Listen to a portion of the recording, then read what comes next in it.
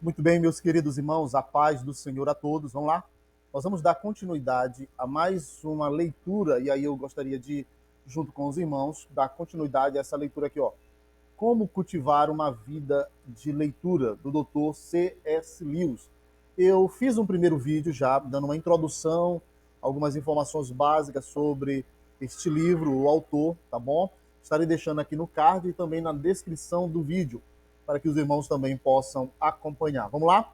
Antes de nós darmos continuidade, eu gostaria de convidar aos irmãos para fazer parte da nossa comunidade. O nosso objetivo é despertar o interesse e cultivar também este interesse pela leitura. Ler faz bem para nós, tá bom, querido? Ler é uma coisa extraordinária. Se você sabe ler, se você sabe falar, se você sabe interpretar texto, eu recomendo aos irmãos que não deixem de ler. Leia todo dia e não esqueça também de ler a sua Bíblia, a palavra de Deus. Vamos lá? Nós vamos agora para... Eu vou logo para o primeiro capítulo.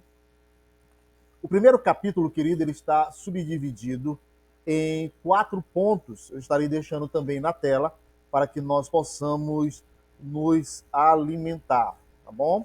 Vamos lá?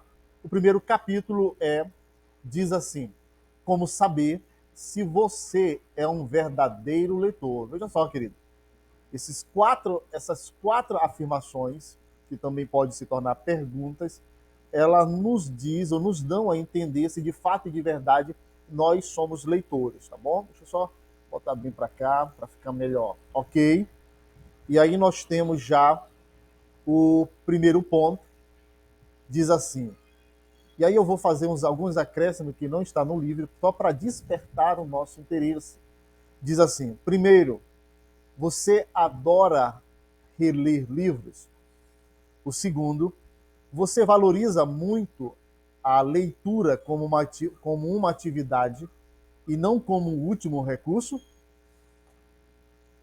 Você tem uma lista de livros específicos como uma experiência transformadora de vida? E o quarto, você reflete e recorda continuamente o que leu? Então, querido, esses serão os 4 pontos deste segundo vídeo. Eu convido aos irmãos para se deleitarem na leitura. Vamos lá? O primeiro ponto é: você adora reler livros? Diz assim: a maioria nunca lia a mesma coisa 2 vezes.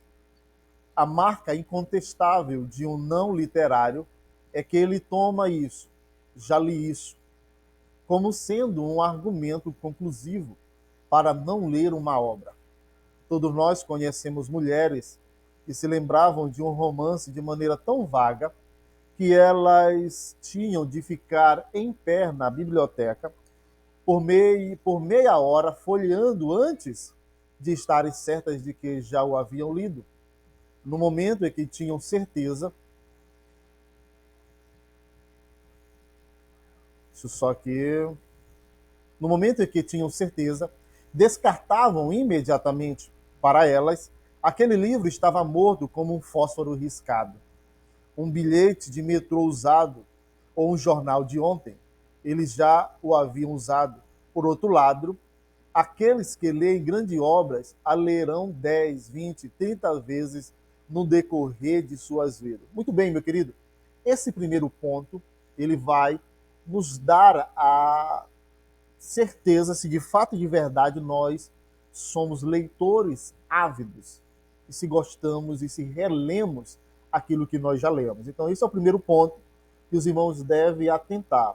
C.S. Lewis, um grande leitor, um amante, ele tinha, querido, no primeiro vídeo, há uma descrição que ele tinha a leitura como algo não somente prazerosa, mas como algo de disciplina na vida dele. Tá bom, querido? Vamos lá. O segundo ponto é: você valoriza muito a leitura como uma atividade e não como último recurso? Em segundo lugar, a maioria, ainda que muitas vezes seja leitora frequente, não dá muita importância à leitura. Dedica-se a ela como o último recurso. Abandona com entusiasmo tão logo surge qualquer passatempo alternativo. A leitura é reservada para viagens de trem, quando se está doente, momentos estranhos de solidão forçada, ou para o processo chamado ler para dormir. Por vezes, essa maioria combina a leitura como conversas aleatórias e, com frequência, com ouvir o rádio. Literatos, por sua vez, estão sempre procurando tempo livre e silêncio para ler e com toda a atenção. Se lhes é negado tal leitura, atenta e sem perturbação, mesmo que por alguns poucos dias eles se sentem empobrecidos. Meu querido, que maravilha! A leitura, ela não somente deve despertar o prazer, mas ela não deve ser, querido, apenas um clichê, apenas uma muleta para momentos em que nós não estamos fazendo nada. Ela não é uma atividade aleatória. Ler, ler requer preparo. Requer como se você, querido, fosse sair para algum lugar. Como, por exemplo, para um shopping. Você não vai de qualquer jeito. Então, para a leitura, você não deve ir de qualquer jeito. Você não deve pegar o livro de qualquer jeito para ler de qualquer jeito, não. Você deve se preparar. Se prepare para ler. E aí eu abro um parêntese também. Se prepare para orar. Se prepare para ler as Escrituras. Se vista, se perfume, se penteie, escove o seu dente se for possível. Prepare o seu ambiente, prepare o seu espaço para ler o livro que você deseja ler. Tá bom? Não seja apenas uma atividade aleatória ou uma atividade onde você quer preencher um espaço. Tá bom? Vamos lá, vamos dar continuidade. O terceiro ponto é: lista a leitura de livros específicos como uma experiência transformadora de vida.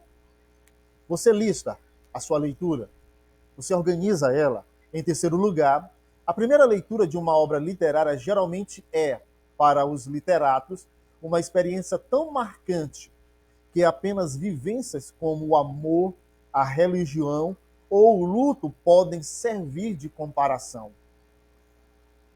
Toda a consciência deles é mudada. Eles já não são mais os mesmos. Entretanto, não há nenhum indício de que qualquer coisa parecida entre o outro tipo de leitores, aqueles leitores aleatórios, displicentes. Quando terminam um conto, um romance, pouca coisa, ou absolutamente nada, parece ter ocorrido a eles. Meus queridos, essa terceira, você lista. Você fica empolgado, você se lembra do livro que transformou a sua experiência, aquele momento, ou trouxe uma experiência para você? Meu querido, eu tenho essa experiência. Eu creio que você também tem. Então nós estamos no caminho certo. Então, como eu disse antes, se prepare para uma viagem transformadora e maravilhosa.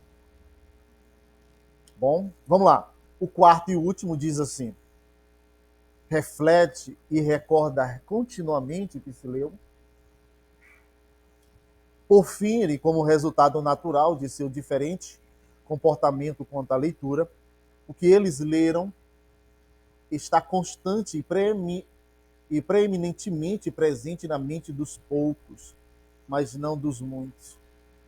Aqueles sussurram na solidão seus versos e estrofes favoritos.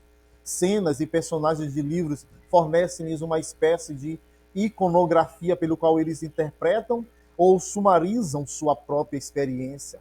Falam uns com os outros com frequência e em profundidade a respeito de livros. Os muitos raramente pensam ou falam a respeito de suas leituras. Meu querido, que coisa maravilhosa. Eu sei que os irmãos, quando se reúnem com outras pessoas que gostam de ler, que leram algo, que traz alguma coisa, você percebe o quanto eles já estão sendo envolvidos pela leitura. A leitura é maravilhosa. Eu gosto de ler. E é isso que eu estou fazendo, querido. Compartilhando com os irmãos as minhas leituras. Ainda que alguns livros sejam complicados, mas releia novamente. Em algum momento você será surpreendido por essa leitura. Eu vou dar continuidade à última parte. Diz assim: está bem claro que a maioria, se falasse sem paixão e fosse totalmente articulada, não nos acusaria de gostar dos livros errados, mas de fazer muito estardalhaço quanto a qualquer livro. Nós consideramos como um ingrediente principal para o nosso bem-estar algo que para eles é periférico. Daí a dizer de modo simplista que eles gostam de uma coisa e nós de outra e deixar de lado quase a totalidade dos fatos. Se gostar é a palavra correta para o que eles fazem com livros, é preciso encontrar outra palavra aquilo que fazemos. Ou, de modo inverso, se nós gostamos de nosso tipo de livro, não devemos dizer que eles gostam de qualquer outro. Se os poucos têm bom gosto, então não devemos dizer que algo como mau gosto existe, pois a inclinação que os muitos têm para seu tipo de leitura não é a mesma coisa. E se a palavra for usada univocamente, não seria chamado de gosto de modo algum. Muitas pessoas gostam de músicas popular de uma maneira que é compatível com o cantarolar da melodia, bater o pé para acompanhar o ritmo, conversar e comer. E quando a medida popular não está mais na moda, não desfrutam mais dela, os que apreciam Bach reagem de modo completamente diferente. Alguns compram quadro porque as paredes parecem tão nuas sem eles, e depois de uma semana com eles na parede, tornam-se praticamente invisíveis. Mas há poucos que saboreiam um grande quadro por anos com relação à natureza. A maioria gosta de uma bela vista, assim como todo mundo, sem dizer uma palavra contra ela, mas fazer da paisagem um fator realmente importante para, digamos, escolher um lugar para passar um feriado, para colocar em um nível de consideração tão sério quanto seria um hotel de luxo, um bom campo de golfe e um clima ensolarado. Parece-lhe uma presunção. Muito bem, meus queridos, nós concluímos a leitura. C.S. Lewis, nesse último parágrafo, ele faz comparações para aqueles que amam ler, que têm a leitura como uma atividade diária e disciplinadora sobre a sua vida. Muito bem, nós queremos concluir e agradecer a todos e estimular os irmãos a ter uma vida de leitura. Que Deus em Cristo vos abençoe. Amém.